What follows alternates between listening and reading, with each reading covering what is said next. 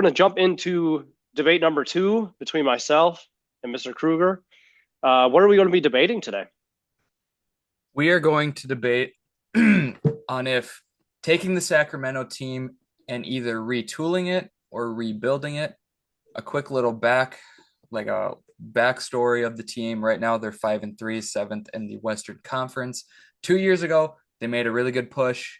They made it to, I think, either the semifinals or the conference I finals, and then I think the second round, yeah. last year they just had an up and down season altogether. So Alex is going to be on the side of retooling this team, and I'm going to be on the side of tearing it down and rebuilding completely. So once Alex is ready, we will hop into his side of retooling. Yeah, you let me know whenever y'all are ready. I'm good to go. All right, let's do it. So retooling the Kings. I want to start off by saying, yeah, obviously, I if I was the GM, I would be very pro retooling the Kings right now. My first reason for retooling is because the West is just a fucking bloodbath right now. We were just talking about this offline earlier, and then a little bit last night when we were uh, getting destroyed in Shell. The West is tough. Like this might be a year where you're a 48, 49, 50 win team and you may eke into the play-in and you could lose because the other team got hot. Um, I think it's going to be a struggle for any team, minus maybe if the Warriors keep playing as well as they do, they're going to eventually find their or continue on with their momentum. I think they could out and away be the number one seed. But if you're looking at like slots 3 through 11, 3 through 12 right now, it's just an absolute bloodbath, and it's going to be tough. Look at the Kings, like Brendan mentioned, 2 years ago, I believe went to the second round, lost Game 7 to the Warriors, who ended up going to the finals. To me, if I were the GM again, I look at that and be like, all right, well, we lost to the eventual champs. Like, run it back. Like, maybe we can make some tweaks here and there. I mean, even their team this year, like if you look at them on paper, like solid. You brought in another clutch scorer, DeMar DeRozan, who he was top five, top 10 in clutch time scoring last year. I believe De'Aaron Fox was clutch, was like he won like clutch player of the year a year or two ago, didn't he? 2 years ago. You got Sabonis. Tyler mentioned that in our first debate. Like Sabonis is a freak of nature. He's like a mini Jokic. Um, and you still have a lot of quality guys coming off the bench. Malik Monk, who probably would have won sixth man of the year if it wasn't for his injury, although Naz Reid did, which fair enough. Like it's hard to argue against him. You have Alex Len, not really the best, but he's a good defensive presence in that second unit. I just think much akin. I hate bringing up the Wolves again, but like much akin to the Wolves, like I don't think rebuilding right now, especially in the West, is the way to go. The West is stacked. They're going to be stacked for the next 5 or 10 years. I'd be willing to bet. Um, but again, like you could make an argument if you were to give me your top 8 teams in the West. I really think any assortment of them in any order, you could make an argument for that. I don't think it's right now for them to rebuild or yeah, rebuild. Like I think they need to add a few pieces. Um, I'll preface this by saying I haven't watched every Kings game. I've watched a few here and there on NBA League Pass. The biggest thing that I would address, they need a little bit more of a defensive presence, I think. And I feel we went back to this, I think in like episode 1 or episode 2 when we kind of rebooted this, is like the Kings a year or two ago, I feel like had an all right identity. They were high flying offense, high octane. A little bit more well rounded than like the old Phoenix Suns from back in the day, um, where Amari Stoudemire, Steve Nash, Sean Marion, and those guys were just killing everybody until they got to the playoffs.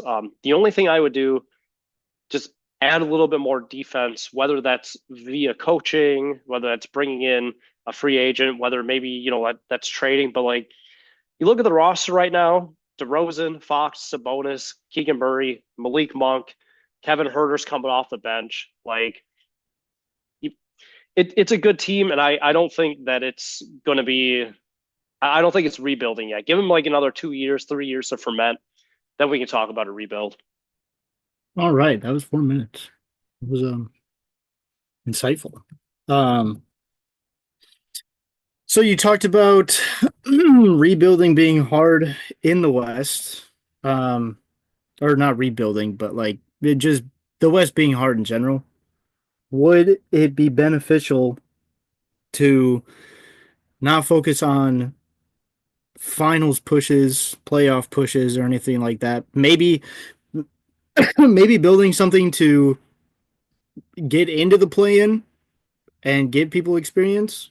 And with that being said, would you trade away your key players like Sabonis and Fox because you would still have Malik Monk? Because I mean, he's coming off the bench, but I mean, what would you do? Would you trade away No, your two? I would looking at their starting lineup and seeing how they've played this year, unless anything drastic happens. But this year, like I'm not looking at making a big move. I'm not looking at trading a star. I'm not looking at trading Malik Monk. I'm not looking at trading guys like Kevin Herter. Like to me, again, I just think it comes down to, especially in the West, like you got to get hot at the right time. You got to catch teams at the right time, and like even like again, like looking at Minnesota, like you got to realize like getting to the second round, getting the Western Conference Finals in the West, like yeah, participation trophy, hang the banner. We made it to the Western Conference Finals, but like, dude, the West is tough, man. I mean, Denver could find it once Aaron Gordon comes back. The Lakers, I don't really have faith in them, but whenever you have LeBron on your team, like you guys are always a threat. I mean, you got sleepers like Houston. Like, yeah, Houston may not make a deep run, but like Houston's not going to be fun to play. I mean, you got limited bottom feeder teams right now. So you got San Antonio, which still not a bad team, like not great, but not bad. Portland is a city, I guess, with people that play basketball. I wouldn't call them a professional sports team. That was a joke. Don't hate me.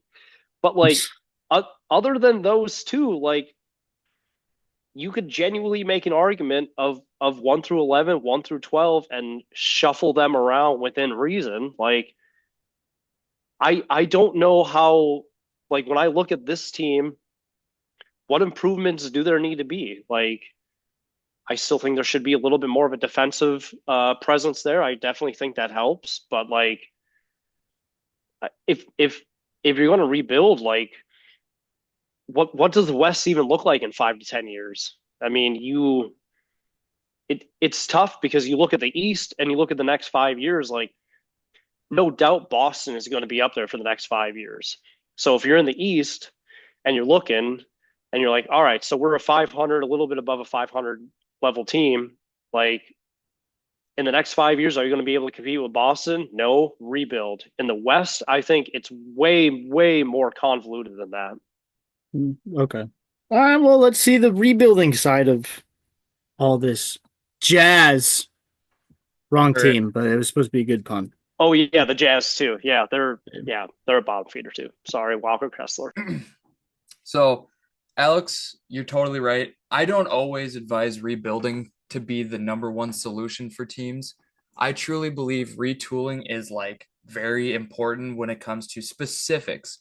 Now, one specific was OKC. They had a very good foundation when they had Russell Westbrook and Paul George, and then they traded them away for key pieces and brought in Shea, and now their team is on the top using the guy that they retooled around. But this team right here will not compete with the roster that they have. It is just proven. Their run was 2 years ago and they couldn't do it. Now, the one thing I would agree is their value right now in Sabonis and Fox is at an all-time high and at its peak right now. So why wouldn't you want to rebuild? I looked it up. They have all their draft capital. The only thing that they don't have is 1 second round pick in the next 3 years. So if you want to get more draft capital, you get rid of your 2 star players, get at least 2 first round picks for each of them, and bring in guys who can match the contracts and kind of build a different team. Because I truly don't think this duo can get them to the championship. They're just not that upper echelon type of team. They have a great roster, but how great can it really get? DeMar DeRozan is in his 15th year in the NBA, and Fox is already in his 8th. Sabonis is already in his 9th. Trey Lyles is in his 10th. Alex Len's in his 12th. Like, they're getting older. They're not getting any younger. I say scrap it, find a new point guard, because you look at San Antonio, they absolutely obliterated their whole roster to go get Victor Wembanyama. And now they're at an all-time high right now of people wanting to be Spurs fans, which I know isn't everything, but eventually to bring in money, that's how you get the new free agents, is by finding that guy that people want to play with. So I think the rebuild is a lot more important than the retool. Another thing that I would say is it's just hard for you to compete in the West. And you guys talked about who knows what the West looks like in 10 years. Well, let's take a look. And let's say 5 years. LA will be way older, so the Lakers aren't gonna be anywhere close because LeBron will be gone. Golden State will be older, so they'll be gone. Phoenix won't have Kevin Durant, so they'll be gone. OKC would be the only one right now whose average age, and Minnesota, whose average age is within the 26-year-old range. You can compete with that if you just land your draft picks. They've drafted well recently. Back in the day, not so much, but recently they drafted well. So I truly believe that if you really wanted to get to that finals appearance, you can't use this team. And it sucks. And I think after this year, they're going to find out, they'll either first round bounce or they'll make it to the second round. Who cares? We talked about Minnesota getting that, like congratulations, you made it to the second round banner. That's literally what the Kings are going to get, right? Like, so why would I want that? I want championships. So I just want to just get rid of this team. Scrap it. Just scrap it. De'Aaron Fox, there's so many teams that could use him, aka Houston. If you sent De'Aaron Fox to Houston with Alperen Sengun being there, you can take away some of the pieces like Jalen Green, which I don't really like Jalen Green that much, but they got picks. They got a lot of picks. And then you can also trade Sabonis to Golden State, who would love that. They have a bunch of young guys and they have picks. Boom. All right on the money with that one. Okay. That was solid. So I think I just looked it up. I looked at the Kings records, like their accolades.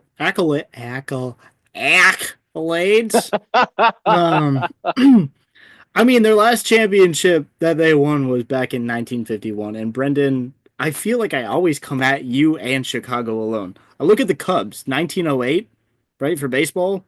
I mean, that's what they do different. They brought in Anthony Rizzo and he rizzed his way up, or was that beforehand? I'm going to say this. When the Cubs won the World Series in 2016, they were still dog shit for 5 years before that, even 10 years before that. And the only thing that they did right was draft well. They brought in Kyle Schwarber, drafted. They brought in Chris Bryant, drafted. They brought in Anthony Rizzo. They didn't draft him. They traded him after the draft, basically. He only played 1 year in the majors. So baseball's a little different just because primes are so much later usually. Guys are coming in at 19 years old and like balling out in the NBA. MLB is just different. You have to wait until you're like 26 to ball out. So I do want to ask you a question about like the draft and everything like that. So trading away Sabonis and Fox and basically everybody else, would you want to keep at least Malik Monk? No. What about DeMar DeRozan? No. You wouldn't want any vet. If I'm gonna rebuild, I want to get rid of at least, maybe keep Malik Monk, but he's not going to do anything for you. That's the problem. Their bench is just a couple guys who can score. Now, there's a guy in this draft who is going to be number 1 overall and is going to be a freaking beast in Cooper Flag at Duke. If anyone's watched any of his mixtapes, he is unbelievable. Even professionals right now, he practiced with them at the USA tryouts. That's how good he is. As an 18-year-old, he was practicing with them. Like, all I'm saying is if you want the best chance to build around someone and you want to get the number one overall pick, Cooper Flag is what you want to do. Now, the problem is the draft lottery is the dumbest shit in the world. I think if your team is the worst team in the league, why would you only have a 23% chance for the number one overall pick? That's just stupid to me. Okay, Gold coming so from Chicago, who stole Derrick Rose, you son of a Hey. bitch. Oh, sorry, I didn't say it. Cut it, edit it out. so you I wouldn't will. want to keep a veteran, like at least one veteran aspect. So let me pull up their. Was aspect the right word to use in that? Sure, we'll just go with Veteran it. mentor, maybe? Okay, Yeah, but sure. what do you define as a veteran? So right now I'm looking at some of their vets are their best players. Fox, Sabonis, DeRozan, but you're still gonna keep Keegan Murray. He will be a vet in a year or two. Trey Lyles is still there. Keon Ellis will be a vet in a year or two. Kevin Herter is a vet. Yeah, I'll keep them. That's fine. They're very good fundamental vets. Keegan Murray, low-key, is a beast. Like, he's a baller for that team, but you're just getting rid of the top three guys because they can win. All three of them have proven that they can win regular season games. So why not just get rid of them and let the other guys play and build around a So different program? So basically, you're saying if you're like the GM, you're going to be like, we don't care about any playoff pushes for the next 5 years. We're going to pull Detroit, pulling. Actually, that's a bad example. We're just going to pull someone in and then build them up to what they need to be in order to make a playoff push. I mean, You they didn't you make don't the care about play. the fans? They didn't make the playoffs last year, and they had Sabonis and they had De'Aaron Fox. So, like, even if you make the playoffs, you make the second round. What does that have to do? You're just leaving your fans out to dry with no championships. At least with a full-on rebuild, you have the chance to get to that next step. San Antonio did this exact same thing right before the Tim Duncan sweepstakes. Tim Duncan, Wake Forest prodigy, they sucked. They were horrible. Now, the reason why they were horrible is because David Robertson went down with an injury. So they traded everyone away and brought in Tim Duncan and won the championship the next year.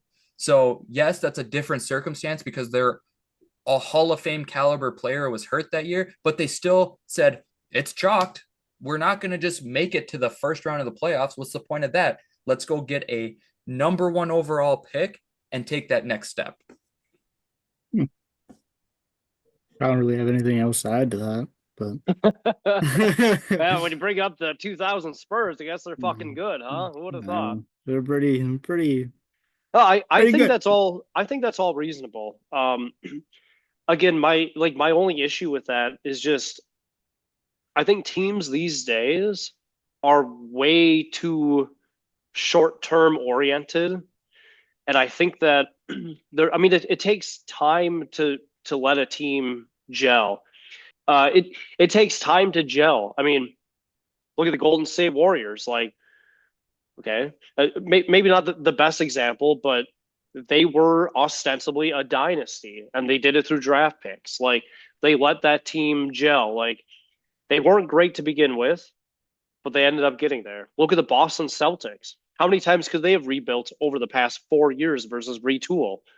The Drew Holiday trade might go down as one of the best trades in NBA history.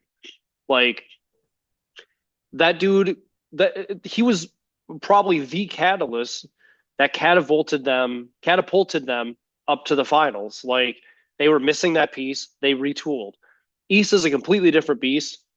I'll totally acknowledge that, but I just think in the West, like, it's so hard for me to like rebuild because then you also have to look at, okay, so let's rebuild, let's sell off. Like, I don't think you're going to get a lot for DeRozan considering he's a little bit older. I bet you might get, two picks and a few guys, which might be good, but like De'Aaron Fox, Sabonis, like Keegan Murray, like you can flip those guys for a lot of good pieces. But now you look 5 years down the road, are you going to be better than OKC, assuming everything stays on track?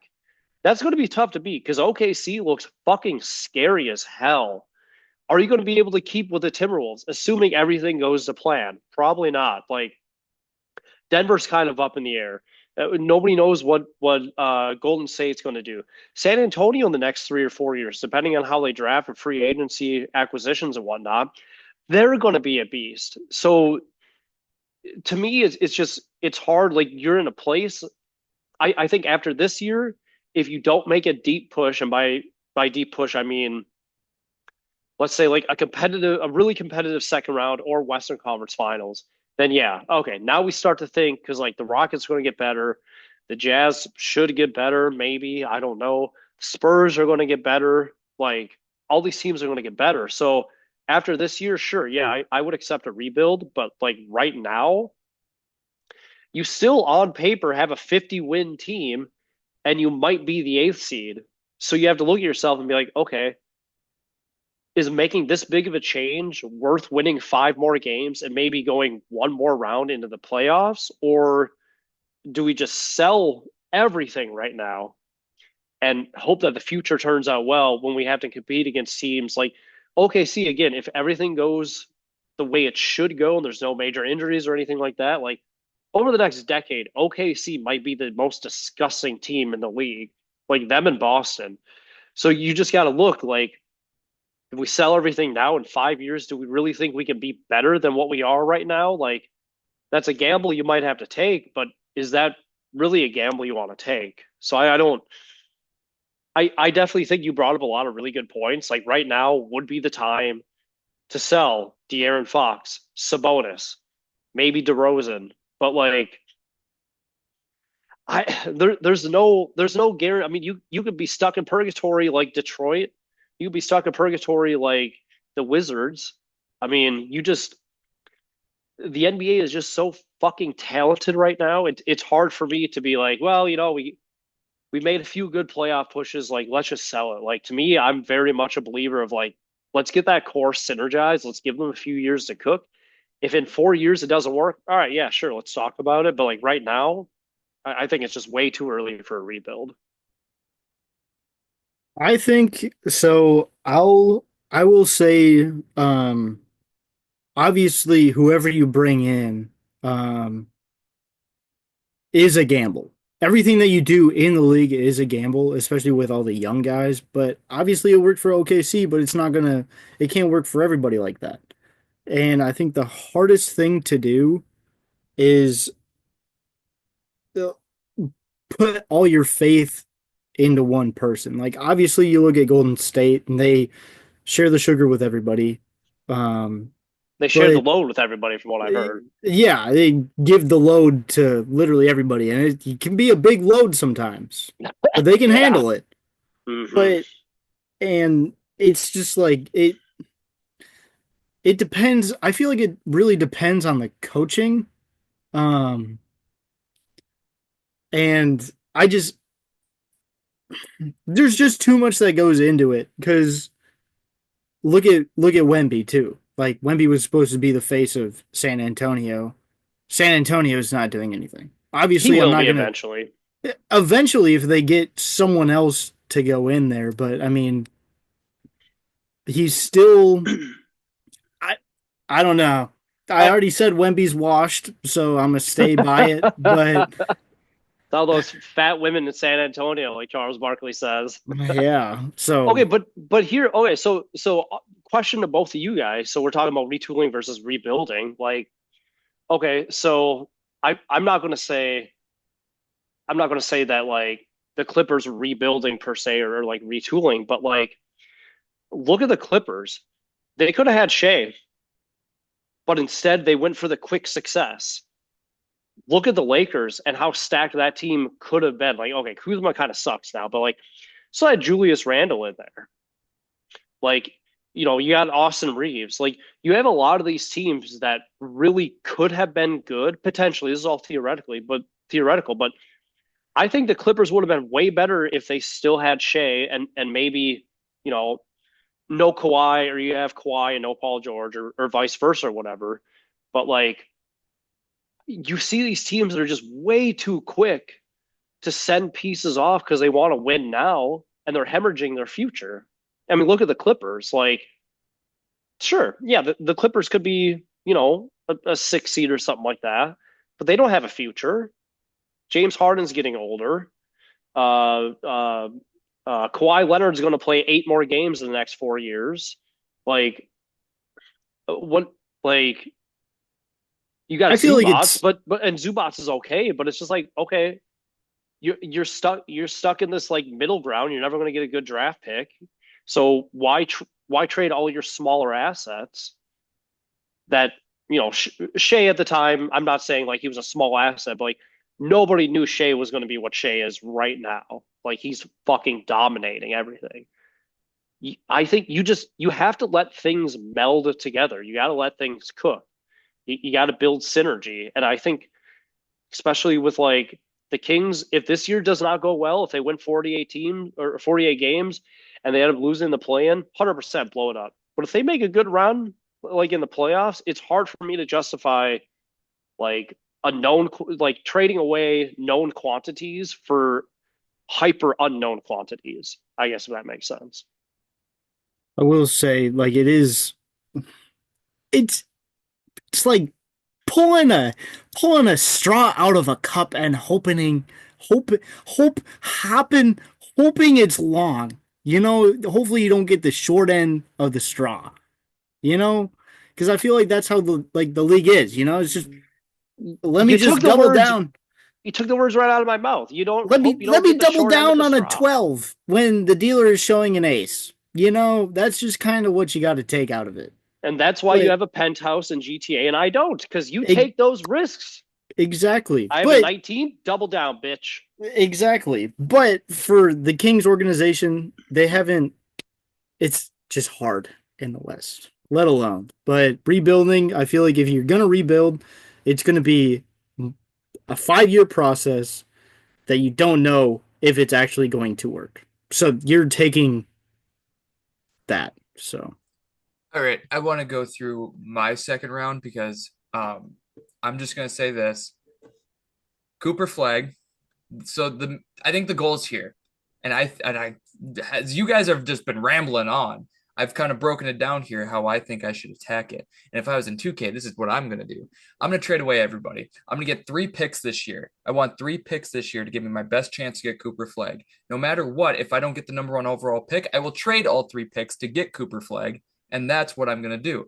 Now, Cooper Flag is gonna be the number one player on my team. Looking at 2025's free agency class, horrible. Do not buy a single person in this one. Your best unrestricted free agent is Brandon Ingram. He's not going to turn the dial to get to that next step. 2026 though, you have unrestricted free agent in LeBron James, Jimmy Butler, Kevin Durant, Fred VanVleet, Kyrie Irving, Shea, Harden, Ayton, Fox. Now let's just take a look at the guys who are realistically might go to free agency.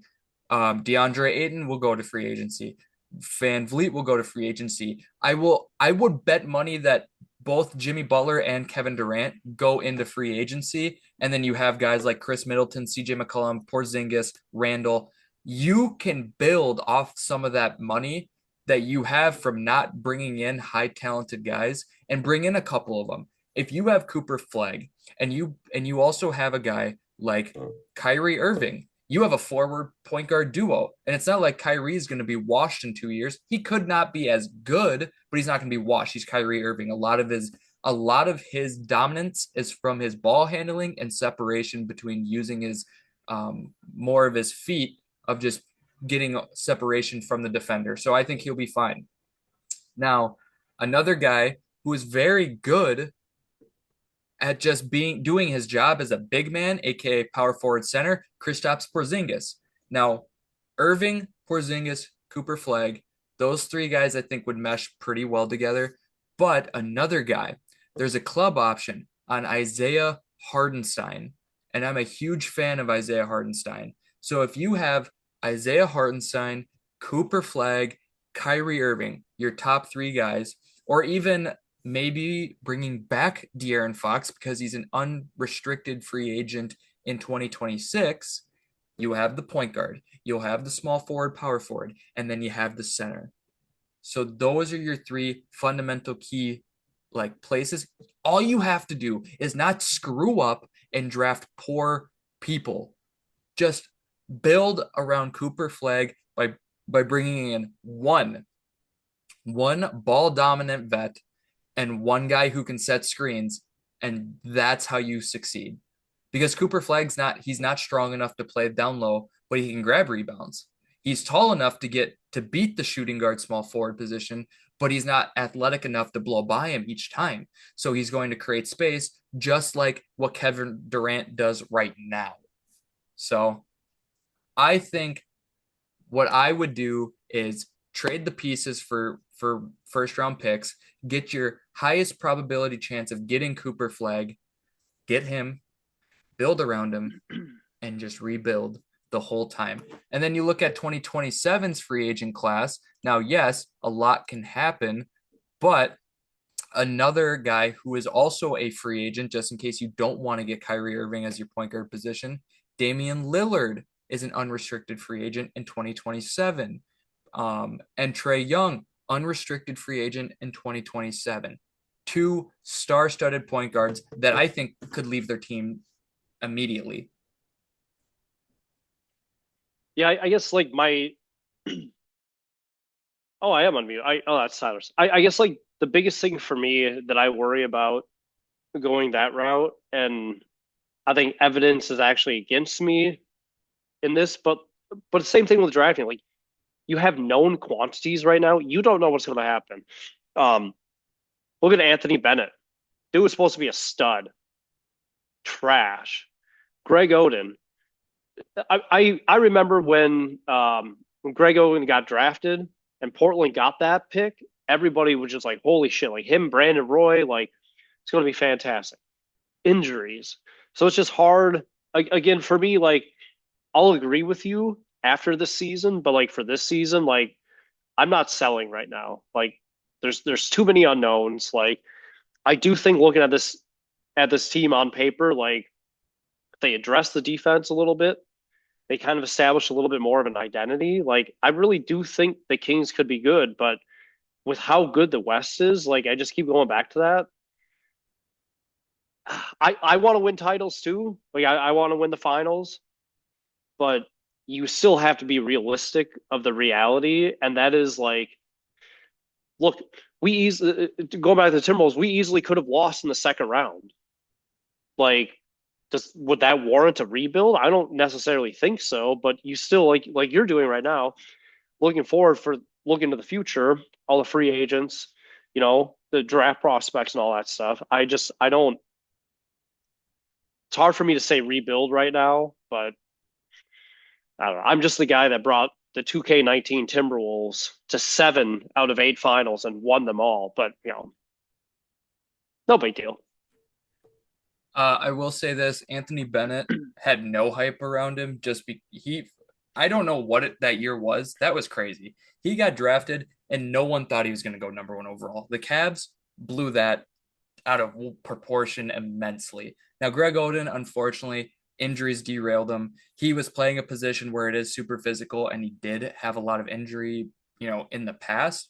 So it just happened that but you're right, you'd never know what's going to happen with your number one overall pick. But I'm going to bank on a number one overall pick who has all of the intangibles compared to a team who, yes, they've shown success, but not enough for me to push them to that next step. I would rather just start fresh. Like solidify your future. Yes, I would rather have a guy for 5 years rather than 2 years. I just said Fox is a free agent in 2027 and Sabonis is a free agent in 2028. So like it's now or never right now. Because what are you gonna do? Like next year, if DeRozan's gone or if DeRozan gets older, it's not gonna work. Yes, he's a mid-range guy, so his game translates well with age, but he's still very physical in the post. When he gets older, it's just not going to work for him that much. So I just don't see it. I just don't see the success leading them to the finals in the next 2 years if they stick with the same team or if they just trade for a couple depth pieces. Yeah, I think they just don't have the superstar talent. I like Sabonis. I don't think those guys are even close to taking them to that step to where Jokic could, Giannis could. LeBron James took them in the bubble. Like they just don't have someone to do that. Yeah, I see it. I think I think both of our arguments are pretty good. Again, like if we're looking at just this year only, I don't rebuild, but I would agree fully with you next year. Like if you limp into the play in and you lose or you get swept in the first round or you miss, yeah, you know what? Sell these pieces while they're selling uh prices super high. But with the West, I mean, you don't know. Like I can't understate this enough. The West is just disgusting right now. Because if you take the Kings, I'd be willing to bet that the Kings are a top four team in the East. Like they're ahead of the 76ers for now. Granted, Joel Embiid's out. Paul George is coming off of an injury. Tyrese Maxey, I think, just got injured. I'd maybe put the Knicks above them. Again, they're going to have some chemistry issues, bringing in some new pieces, but they'll eventually find it out. But like, who else in the East right now is would be better than Sacramento? I would take I would take Cleveland, Boston, Indiana, New York, Philly, and Milwaukee.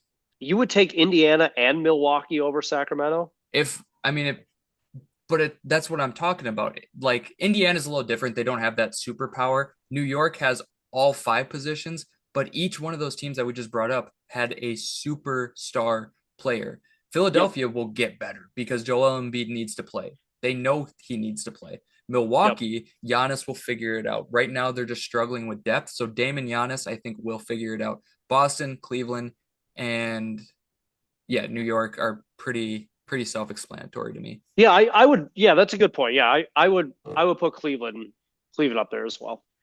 Okay. Well, I think that wraps it up.